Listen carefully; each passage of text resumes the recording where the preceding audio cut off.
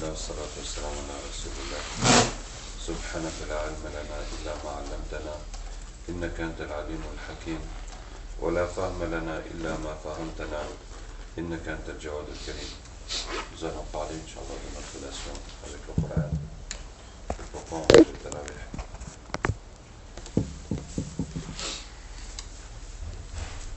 Quand le prophète sallallahu alayhi wa sallam dit Iqra al-Qur'an, lisez le Coran, car il viendra le jour de la résurrection, intercesseur pour ces gens. Il ne s'agit pas de lire dans le livre, parce que les Sahaba n'avaient pas de livre et ne savaient pas lire en majorité. Il s'agit de réciter, comme on dit que l'imam dans la prière a lu telle surat, ça veut dire qu'il a récité. Donc le Coran chez les Sahaba, c'était comment? C'était apprendre par cœur, à l'oral. Quelqu'un dit, les autres répètent, jusqu'à ce qu'ils apprennent. Abu Musa al-Ash'ari enseignait le Coran dans la mosquée. Il y avait plusieurs cercles. Chacun apprend une sourate. Elle vient dans un cercle, elle leur donne un verset. Par exemple, je viens ici, Alam tara kayfa fa'ala rabbuka bi ashab al-fil. Il répète, je vais chez les autres. Amma yatasa'aluna 'ani an-naba'i al-'azim. Il répète, je vais chez les autres. Qad aflaha al-mu'minun. Il répète, je reviens chez les premiers. Je leur donne le verset suivant. Chez les autres, chez les autres, chez les autres. C'est comme ça qu'il tournait. Une seule personne enseigne le Coran à une centaine ou plus. Donc ils apprenaient à l'oral, en écoutant, en répétant. Et quand tu as appris à l'oral et que tu n'as pas de livre pour réviser, la plus forte raison c'est que tu ne sais pas lire. Comment tu vas faire pour ne pas oublier? Il faut répéter dans les prières. Et pour apprendre la suite, il fallait qu'ils comprennent et qu'ils pratiquent, qu'ils assimilent ce Coran-là dans leur vie avant d'apprendre la suite. Ce qui fait que chez les Sahaba, tout ça ne faisait qu'un bloc. Apprendre, lire, prier, comprendre, pratiquer, tout ça était une seule chose. Et ce n'était pas dissocié. Donc, quand le prophète lisait le Coran, c'est tout. C'est prier la nuit, c'est apprenez, c'est comprenez, c'est pratiquer, c'est vivre le Coran. C'est tout dedans. Ce n'était pas dissociable. Donc, nous, à notre niveau, comment est-ce qu'on peut faire la même chose, ou tout au moins essayer de faire la même chose, ou se rapprocher de ce que faisait le prophète sallallahu alayhi wa sallam. Alors, la première chose à faire, c'est de se fixer une quantité de Coran par jour. Ils avaient un hizb, ça veut dire une partie. Comme dit le prophète sallallahu alayhi wa sallam, Man nama an hizbihi, ou an shay'in minhum. Celui qui a dormi, qui n'a pas lu son hizb, ou une partie de son hizb, et qui le lit le matin, il aura la récompense de celui qui l'a lu dans la nuit. Ça veut dire quoi? Ça veut dire d'abord que les Sahaba avaient une quantité fixe de Coran qu'ils lisaient toutes les nuits en prière de nuit. Et les nafilas de la nuit sont les nafilas qui ont plus de valeur que les nafilas du jour.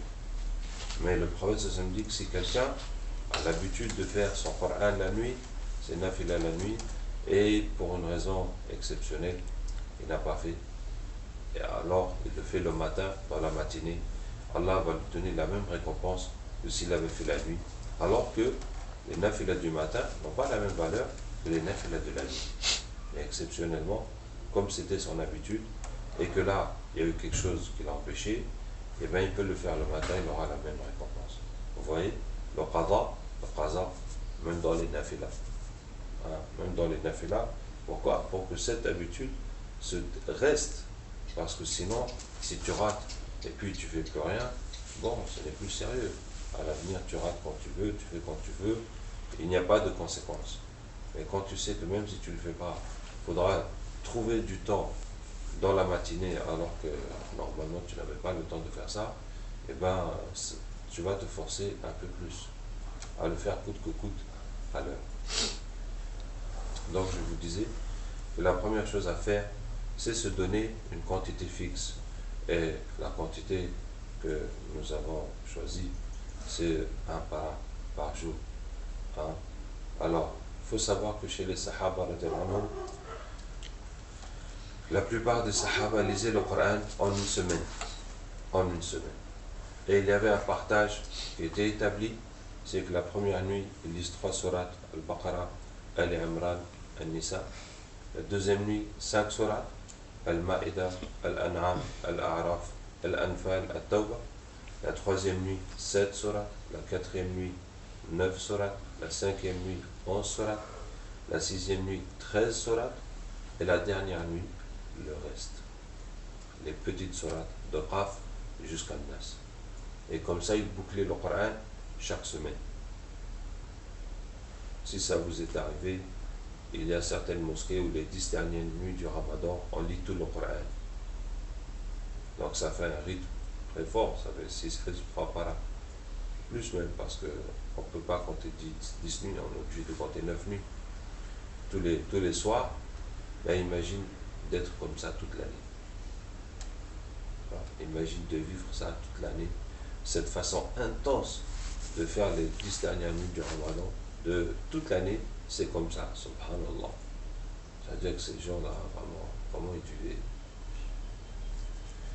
Donc, c'était le commun et le plus commun chez les Sahaba, de finir le Coran une fois par semaine. Certains finissaient en moins de temps que ça, comme Uthman qui lisait le Coran chaque nuit. Après Isha, il fait une rakat jusqu'au Fajr où il lit tout le Coran.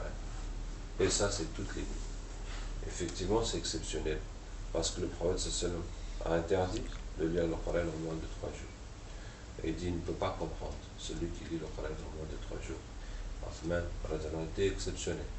Donc, il y a eu même en dehors de Uthman des personnes dans l'histoire qui faisaient ça. En tout cas, c'est vraiment exceptionnel. Et sinon, le minimum chez le Sahaba, c'est de finir le Coran en un mois. Donc, ce que vous voyez, le Tarawih, tel qu'il se fait à la Mecque, parce que ça dépend de chaque pays, comment ils font.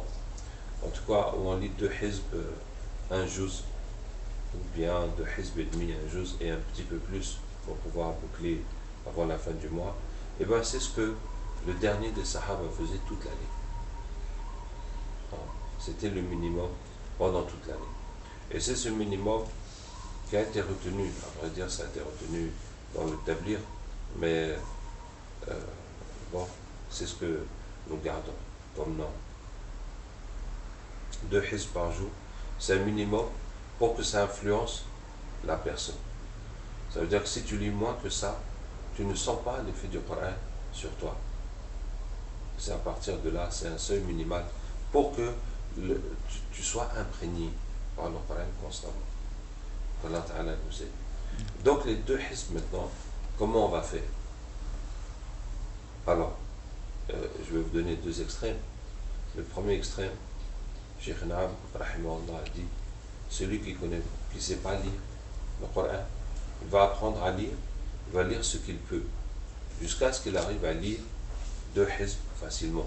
Ça, c'est un extrême. L'autre extrême, c'est celui qui connaît tout le Coran, mais il va lire le Coran dans ses prières toute la nuit, puis c'est tout. Il n'a pas besoin de faire autrement. Et c'est là qu'on arrive vraiment à la sunna pure, où il n'y a pas de livre. Le Coran est dans la tête, on récite dans ses prières, on médite, on prie, etc. Et vraiment l'objectif que je voudrais vous transmettre, c'est pour profiter du Coran. Comment on va profiter du Coran? Justement, c'est quand tu as le Coran en tête et que tu comprends et que tu te lèves, tu pries la nuit. Je veux dire, tu te lèves la nuit, mais même si c'est après Isha, directement, ou avant, sauf, ou au milieu de la nuit en tout cas, et que tu te lèves et que tu lis le Coran et que tu comprends, que tu médites et que ça t'illumine et que ça t'apporte plus de foi et plus de compréhension, etc. Et c'est ta relation avec Allah Ta'ala. Donc tu es en train de profiter du Coran, tu es en train de te nourrir spirituellement, de te ressourcer avec le Coran. C'est ça l'objectif. Voilà, pitié de nous, mes frères. Et je vais vous donner un contre-exemple qui m'a fait très mal au cœur, mais c'est une réalité malheureusement. J'étais une fois avec un mufti qui était hafiz, alim, mufti, Et on était ensemble dans la sortie. Et je lui dis, alors, tu as lu ton Coran aujourd'hui? Ah, il me dit, moi, le Coran, j'ai une façon spéciale de faire. Je dis, ah bon, c'est quoi? Il me dit, j'ai un ami qui est Hafiz, on se rencontre une fois par mois et on passe toute la nuit à lire tout le Coran. Et du Aïcha jusqu'à Fajr, on finit tout le Coran. Subhanallah. C'est à ça que sert le Coran. C'est pour ça que tu as fait ton hifz. Pour qu'une fois par mois tu rencontres ton ami,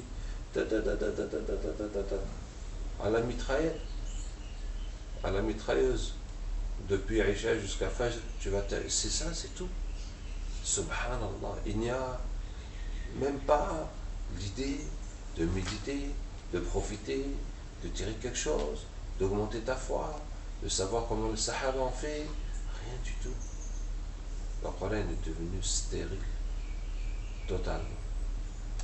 On ne cherche même pas à profiter quelque chose, à tirer quelque chose du Coran, alors qu'il a toutes les sciences. Parce que, machallah, celui-là, quand on fait bayan, dès que tu sortes n'importe quel verset, il est parti dans tafsir.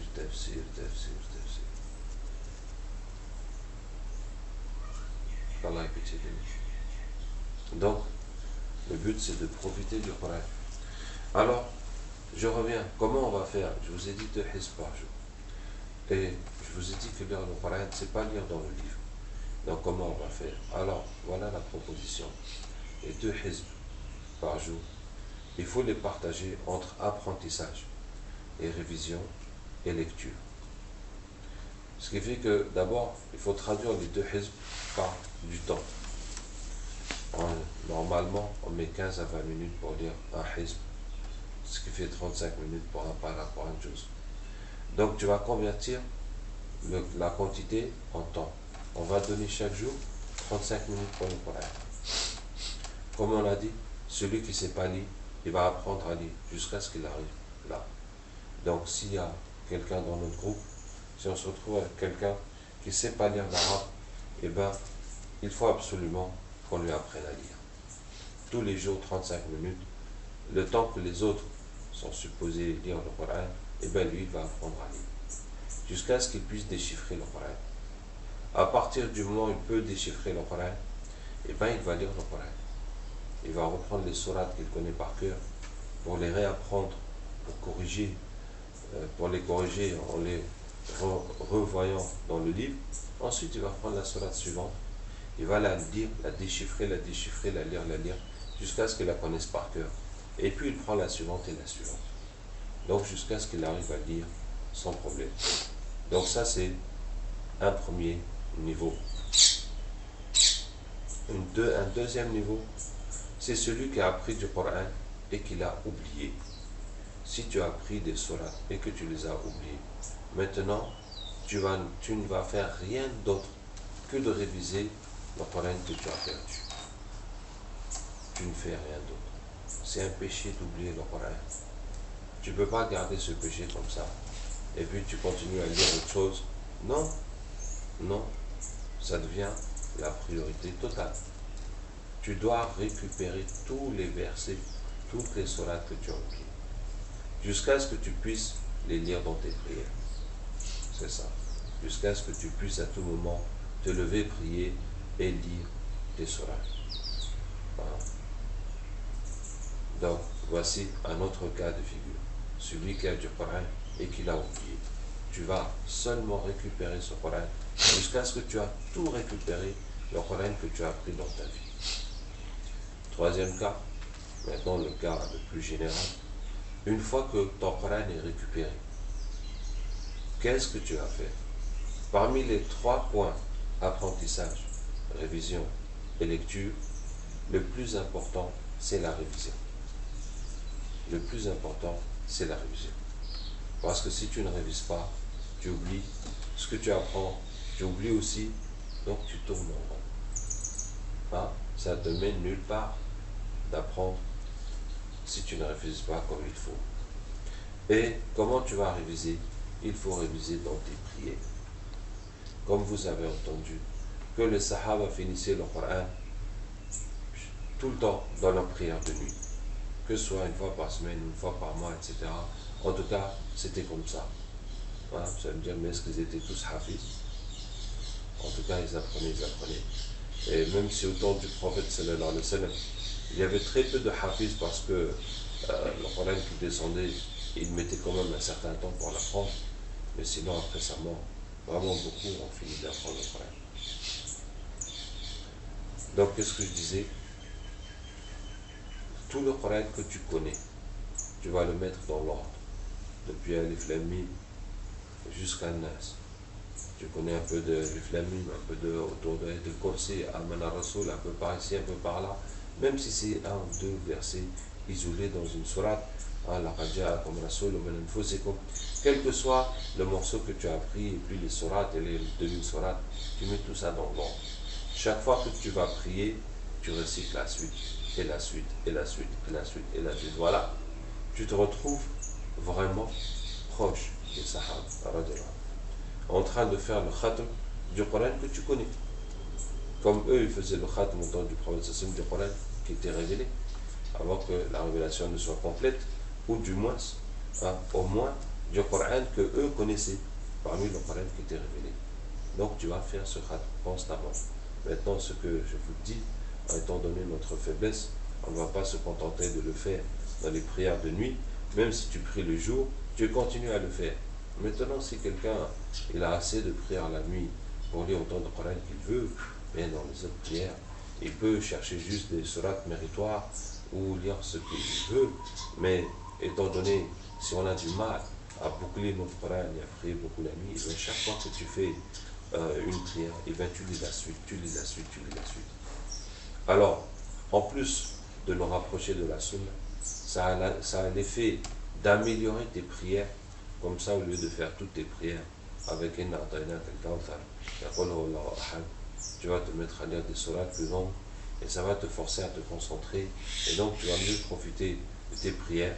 Et surtout, ça va faire que tu ne vas plus jamais oublier ton Coran, puisque tu le tournes constamment dans tes prières.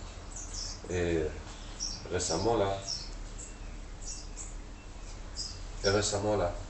j'ai eu la déception de croiser plusieurs Hafiz Coran auxquels il ne restait que le titre de Hafiz. C'est une réalité. Ils n'ont plus que le titre. Il y en a un qui me dit qu'il a fait la grave erreur que pendant des années, il faisait Tarawih toujours dans le même rang. Alors, je ne connaissais pas ce concept parce que chez nous, ça n'existe pas comme ça. En tout cas, ils sont simples à se relayer sur les 20 rak'at de Tarawih. Donc chacun fait 4 rak'at. Donc chaque année, il prend un rang. Chaque année, par exemple, il est le premier, ou il est le deuxième, ou le troisième, ou le quatrième. Et puis il fait le même. Ce qui fait que dans tout son Coran, il n'a révisé que ce qu'il doit lire dans le Tarawih. Et dès qu'il sort de ça, c'est parti. Il n'y en a plus. En tout cas, c'est vraiment dommage de chercher le titre de Hafiz et puis d'oublier le Coran. C'est vraiment dommage. Et puis c'est un péché. Et c'est pour ça que je vous encourage tous à faire le hifz sans donner du temps. Vous voyez, c'est ce que j'ai toujours fait. Alhamdulillah, j'ai fait mon hifz. Allah Ta'ala nous aide. Mais je n'ai jamais donné du temps. C'est-à-dire, je ne suis jamais allé une semaine ou un mois ou n'importe quelle durée pour apprendre le Coran. Pourquoi? Parce que si je ne trouve pas le temps d'apprendre le Coran dans ma vie, mais je ne trouverai pas le temps de le réviser. Donc, ce n'est pas la peine de sortir de la vie pour aller faire le hifz et puis revenir. Et là, on est repris par des activités, on ne peut plus réviser. Donc, on va le perdre. Est-ce que vous voyez? Donc, il faut que tu te battes pour que dans ta vie telle que tu la vis, dans ta vie de famille, dans ton travail, dans tes activités, eh bien, tu arraches le temps de faire ton hifz. Et même si ça va prendre des années, il n'y a pas, rien ne presse. Il n'y a rien qui te presse de finir dans 1 an, 2 ans, 3 ans. Et comme ça, Inch'Allah, tu pourras aussi le réviser dans tes activités, vivre avec. Bon, en tout cas, qu'est-ce que je disais? Le premier point, c'est la révision. Le deuxième point, c'est l'apprentissage. une fois que la révision est assurée, ça veut dire que tu n'oublies plus tout ce que tu apprends, tu tournes dans tes prières. Là, tu peux apprendre tant que tu veux. Hein? Et là, ce que je vous dis chaque fois, Yanni, après le temps qui est dédié au Coran, si on a dit 35 minutes, oui, on va passer un maximum de temps à apprendre et un minimum de temps à lire, de début jusqu'à la fin, de Baqarah jusqu'à Nas, pour avoir un aperçu global du Coran. Et on va passer un maximum de temps à apprendre par cœur. À apprendre par cœur. D'accord? Maintenant, ça aussi, je n'ai jamais compris pourquoi quelqu'un apprend des sourates et puis il s'arrête. Et puis il est là avec ses sourates depuis 1 an, 5 ans, 10 ans, 20 ans. Il n'a presque rien appris de plus. Ce qu'il a appris au début, quand il s'est mis à faire la prière, ben voilà, c'est resté comme ça. À peine quelques versets, quelques sourates. Je ne comprends pas vraiment. Est-ce que le Coran est tellement inintéressant? Est-ce que vraiment ça ne te passionne pas comme ça? Ça ne t'intéresse pas? Hein? Même si c'est difficile, même si quelqu'un n'a pas la mémoire facile, il est vraiment, je ne sais pas comment dire, en tout cas, il n'apprend pas vite, mais tu vas répéter, tu vas apprendre forcément. Hein, forcément, tu vas apprendre, ça va mettre plus de temps, mais on va y arriver. Hein. Pour ceux qui n'ont pas la mémoire facile, il faut recopier. Il faut écrire, recopier. C'est l'ancienne méthode des tablettes. Hein. Chaque élève a une tablette et le maître lui dicte le Coran, il écrit, il apprend. Après, il faut qu'il efface la tablette et puis qu'il réécrive de tête. Et quand il revient avec sa tablette exactement comme elle doit l'être, donc on sait qu'il a appris. Mais le fait d'écrire de sa main, eh bien vraiment ça grave le Coran dans ta tête, plus que simplement d'apprendre sur le livre. Donc ça, je dis, pour ceux qui ont la mémoire difficile, qui ont du mal à apprendre, écrivez, recopiez.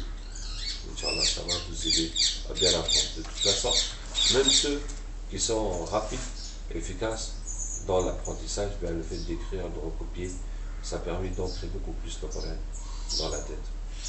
Sinon, dans les méthodes d'apprentissage, il faut savoir que la plus efficace, c'est celle où on est le plus concentré.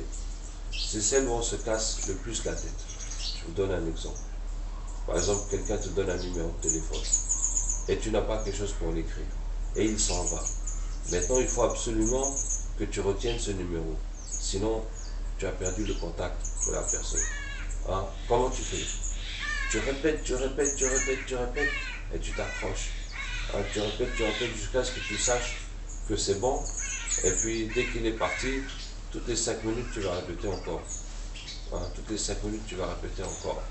Et si tu sens que c'est en train de partir, tu répètes. Vous voyez? Qu'est-ce qui fait l'efficacité de l'apprentissage? La concentration, le souci que tu es là, tu vas absolument le retenir. C'est ça qui fait que tu apprends plus vite. Hein?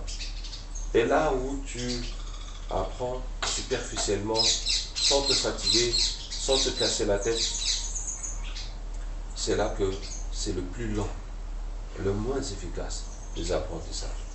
Et pour ça, la méthode la moins efficace que j'ai pu voir pour apprendre le Coran, c'est quelqu'un qui dit je lis la sourate, et je relis la sourate, et je relis la sourate, jusqu'à ce qu'elle rentre dans ma tête. Ça veut dire que toi, tu as tout ton temps, tu vas répéter autant de fois qu'il le faut, et tu ne te casses pas la tête. Tu attends que la sourate rentre dans ta tête. Ben, ça va prendre un maximum de temps. Et la façon au contraire, la plus efficace pour apprendre, c'est que tu lis un verset comme si tu n'auras plus jamais l'occasion de le lire.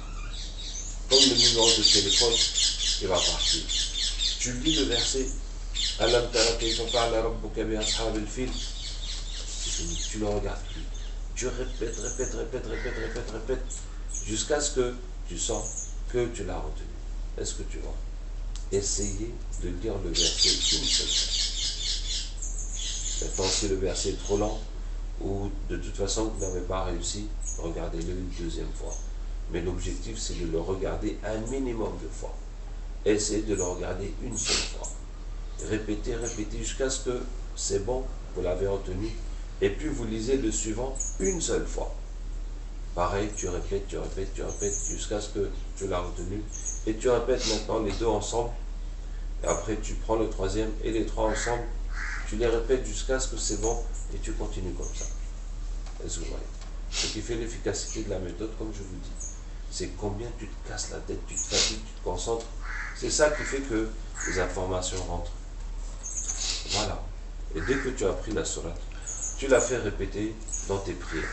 Maintenant, quand tu récites dans la prière, et si tu ne sais plus ou tu doutes dans le Coran que tu récites, qu'est-ce que tu fais?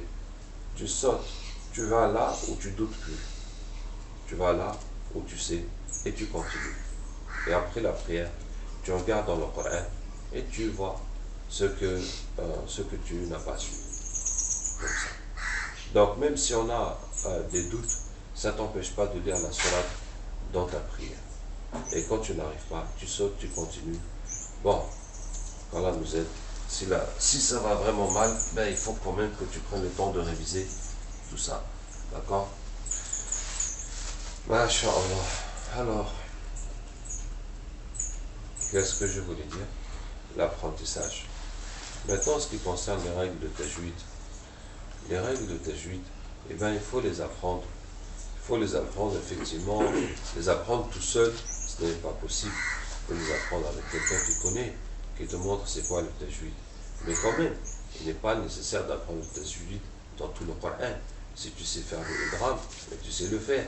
Tu n'as pas besoin, pour apprendre une sourate, quand tu corriges le tajwid. Tu n'as qu'à apprendre. Tu n'as qu'à apprendre. Et chaque fois que tu as l'occasion, eh ben, tu t'assois avec quelqu'un qui connaît et va te corriger.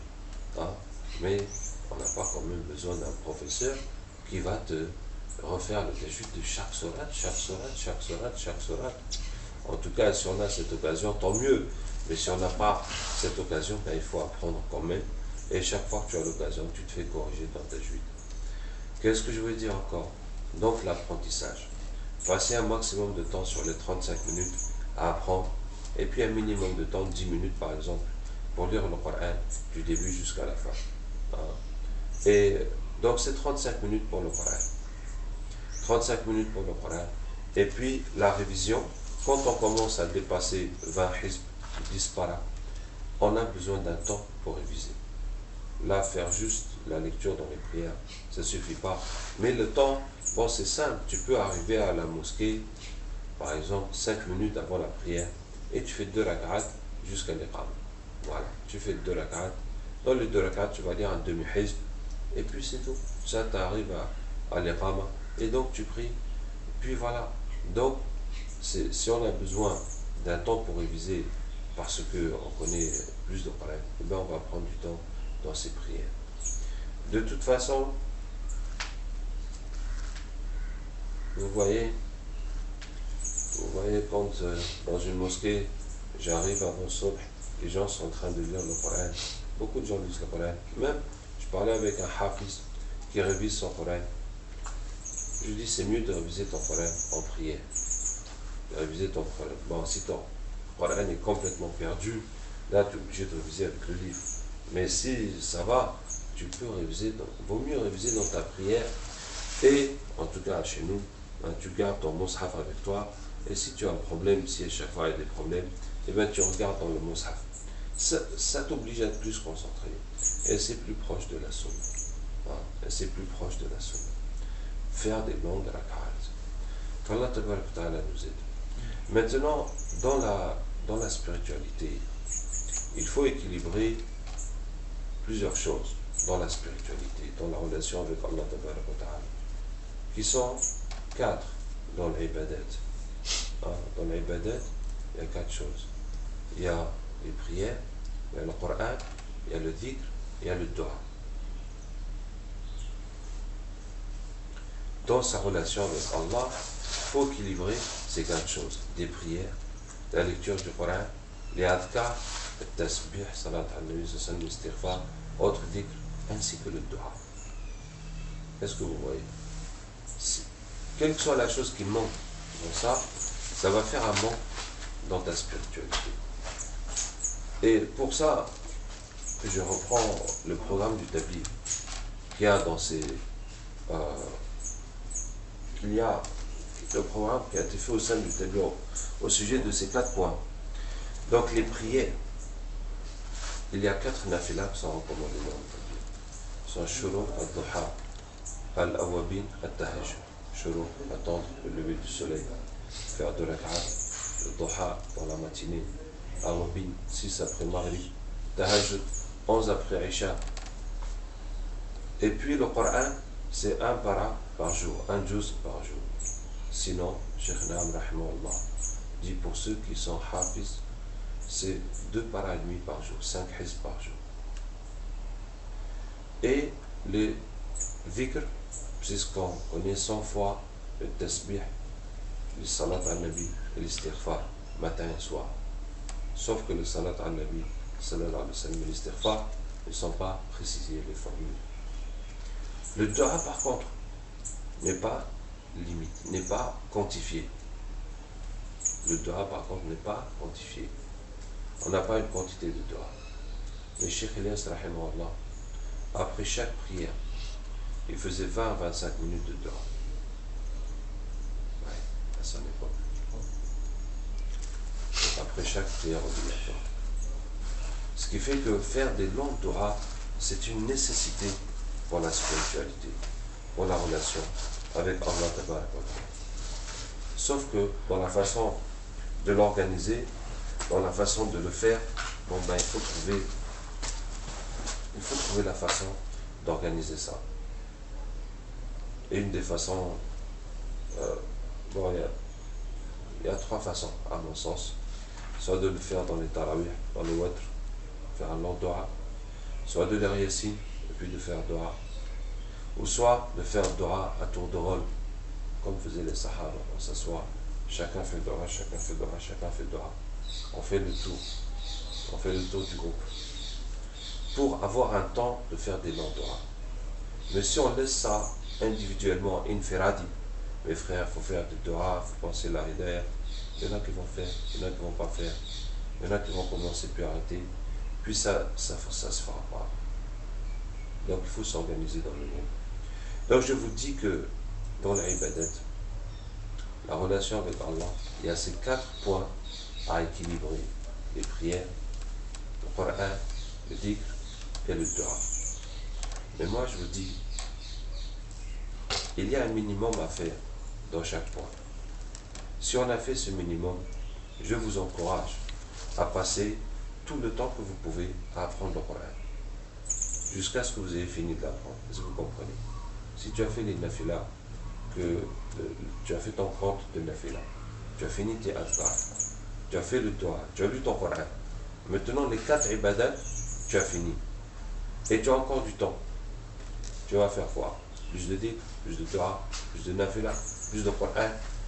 Mais moi je vous conseille, le temps qui vous reste, si vous avez du temps, en plus de ces 35 minutes de Coran, de ces 100 tasbih, de ces nafila et du dua, si vous avez du temps en plus, passez tout le temps à faire le dhikr, jusqu'à ce que vous ayez terminé d'apprendre le Coran. Et si vous avez fini d'apprendre le Coran, tout le temps que vous avez, passez-le à apprendre l'arabe, jusqu'à ce que vous puissiez comprendre un livre en arabe. Pourquoi? Tout ça pour comprendre le Coran, pour profiter du Coran. Et après, lisez les livres. Lisez, commencez par la sira, la vie du prophète sallallahu alayhi wa sallam. Et ensuite le tafsir, et ensuite le fiqh, et ensuite la vie des compagnons. Ces 4 livres dans l'ordre vous donneront une très grande compréhension du Coran. À partir de là, ouais, le chemin est long. Le chemin est un peu long. Mais à partir de là, tu peux te lever, prier, et méditer et profiter. Et tu es devant un océan. Tu es devant un océan qui n'a pas de fin, qui n'a pas de fond. Hein? où tu peux profiter à tout moment. Il n'y a plus rien qui t'empêche de profiter.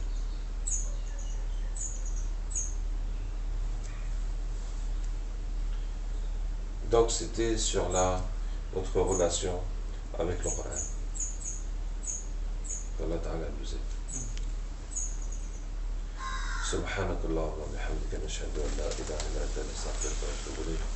سبحان ربك رب العزة عما يصفون وسلام على المرسلين والحمد لله رب العالمين.